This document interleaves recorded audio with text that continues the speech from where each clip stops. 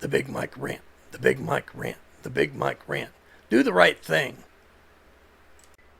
Good morning, good afternoon, good evening. Welcome to the Big Mike Rant. Today on Boomer Talks, we're going to delve a little bit into the subject called Why Do You Do the Right Thing? And it's a crazy subject. It only takes 2 or 3 minutes to explain, but you know me, I talk too much. It'll probably take 5 minutes. So today on Boomer Talks, we're going to ask you a question. And the question is, why should you do the right thing? And I mean, you know, that's a simple question. It has a simple answer. And it really, it can be explained very complicated or it can be explained very simple. I'm going to go for simple because that's the easiest point of view. But here we go. Why do you do the right thing? Because it's the right thing to do. That's all you should have to think about. See, anything else, you're talking about situational ethics. Like, let's say you find a $100 bill on the sidewalk. Somebody walking ahead of you is looking around like they dropped something.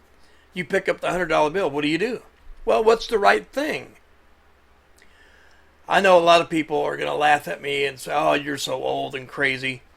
You put that $100 bill in your pocket and bless your good fortune. Ha ha ha. Well, I mean, if that's how you would want somebody to treat your grandmother, or if that's how you think people should treat you, sorry about your luck. Okay. I think you're wrong. My personal opinion is you do the right thing because it's the right thing to do. You do it like somebody is looking and watching what you're doing, even when you're not. And we don't need religion, and we don't need, you know, moms and dads and the rules and everything else. We don't need whoopings brought into this or nothing else. We just need to think about it this way. Is it the right thing? Do you know what you should do? Were you taught better?